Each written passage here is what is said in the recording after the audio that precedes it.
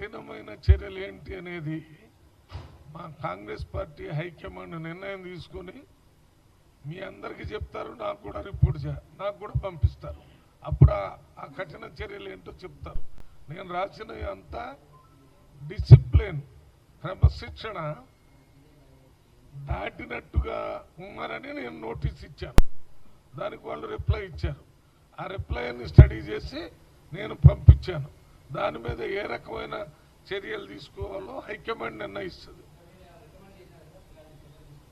నేను రికమెండ్ చేసిందే మీకు చెప్పాను. మీరు రికమెండ్ చేసింది నేను చెప్పను. నిన్న కూడా సీఎం గారు చెప్పాడు, ఊహాజనితంగా మీకు మీరే ఏదో అనుకొని అది మమ్మల్ని అడిగితే మేమేం చెప్తాం. నేనేం చెప్పాను, నేను దానికి చాలా సంక్షిప్తంగా డైరెక్ట్గా మీకు అర్థమయ్యే విధంగా చెప్పాను.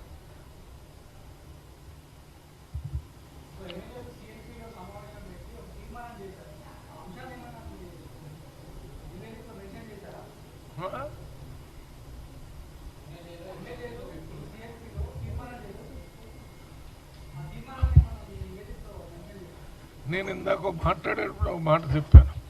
ఇప్పుడు ఇచ్చిన నోటీస్ సమాధానంతో పాటు దానికి సంబంధించిన ఇతర అన్నిటి మీద ఒక సమగ్రమైన రిపోర్ట్ని పంపించి, ఇది క్రమశిక్షణ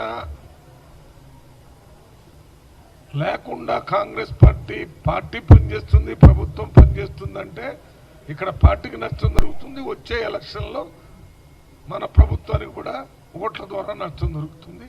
అందువల్ల వీటన్నిటిని సమగ్రంగా పరిశీలించి ఒక తీవ్రమైన ఒక మెసేజ్ని కాంగ్రెస్ పార్టీ లీడర్స్కి,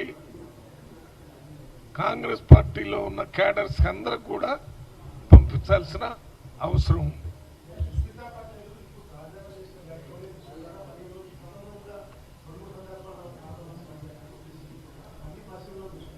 ఎవరు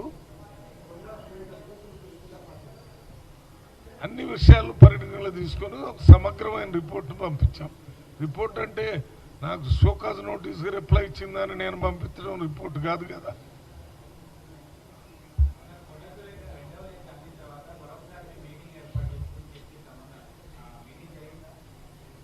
ఎవరిది?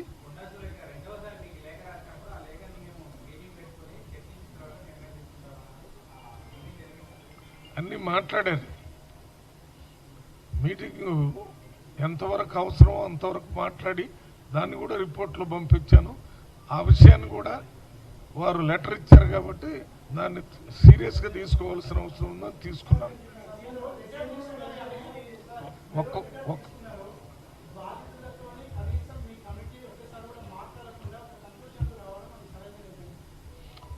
అదంతా కాంగ్రెస్ పార్టీ హైకమాండ్ చూసుకుంటుంది. అది సరైన నేను నేను 3 గంటలు గాంధీ భవన్లో కూర్చున్నాను. ఒకరోజు ముందు నుంచే నేను గాంధీ భవన్లో 3 గంటల నుంచి నేను ఇచ్చిన నోటీసులోనే 3 రోజుల్లో రిపోర్ట్ తీసుకొని నాకు సబ్మిట్ చేయమని చెప్పాను. దానికి మీరు అక్కడ అడగాల. అది పంపించారు. నేను ఇక్కడ కూర్చొని మాట్లాడాను.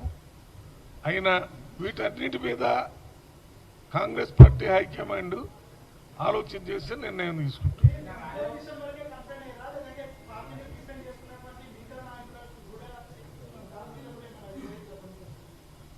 ప్రస్తుతం మనకి ఏ కేసు మన దృష్టికి వచ్చిందో, దేనికి నోటీసులు ఇచ్చామో, ఎక్కడ సమాధానం చెప్పారో దాని మీదనే రిపోర్ట్ ఇస్తాం.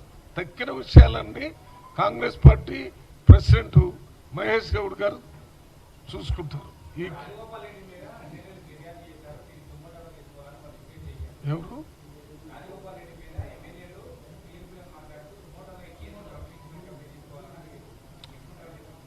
వాటన్నిటి గురించి సమగ్రమైన రిపోర్ట్ పంపించాను.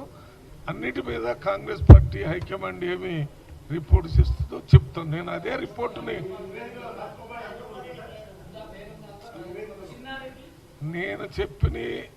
నేను నోటీసులు ఇచ్చినవి అవి ముఖ్యం. తక్కిన ఎవరు ఉన్నాయో లేవు అనేది మీరు ఏదైనా రాసుకుంటే అది మీ ఇష్టం. ఇందా చెప్పు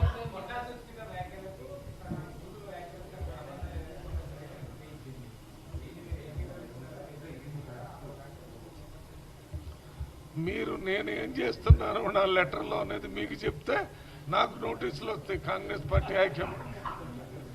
నీకు నేను ఇప్పుడు మీటింగ్ పెట్టి ఎందుకు చెప్తున్నానంటే మీరు ఒక్కొక్కళ్ళు వచ్చి నన్ను ఏం రాశారు ఏం పెట్టారు ఏంటని అడిగే బదులు గాంధీ భవన్లో నేను రిపోర్ట్ ఇచ్చిన తర్వాత ఇచ్చానంటే సరిపోద్ది. అంతేగాని నేను ఇచ్చిన దాంట్లో మెయిన్గా పబ్లిక్గా కాంగ్రెస్ పార్టీకి సంబంధించిన విషయాల్ని మీడియా ద్వారా కానీ ఇంకో రకంగా వెల్లడించకూడదు. మరి నేను వెల్లడిస్తే నేనే ఇండిసిప్లిన్ లాగా అయిపోతుంది. అందుకని దయచేసి నన్ను ఆ స్థితికి పోయేటట్టు నెట్టొద్దని మిమ్మల్ని రిక్వెస్ట్ చేస్తాను.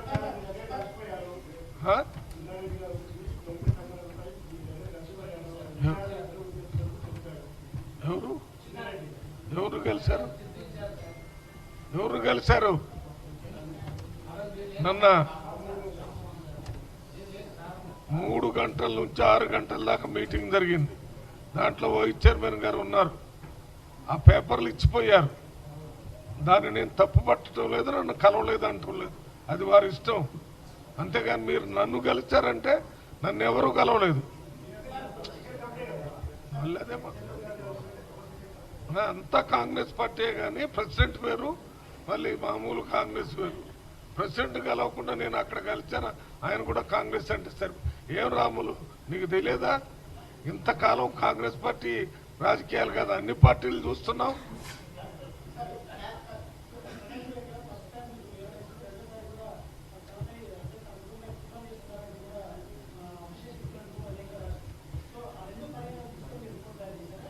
అన్నిటిని పరిగణలోకి తీసుకున్నాం.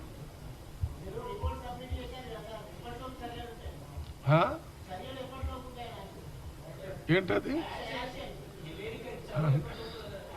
నాది ఎప్పుడైందంటే చెప్తారు కానీ హైకమాండ్ ఎప్పుడైందో చెప్తే ఇక్కడ ఉంటారా? నేను వాళ్ళు కదా నిర్ణయం తీసుకోవాల్సింది.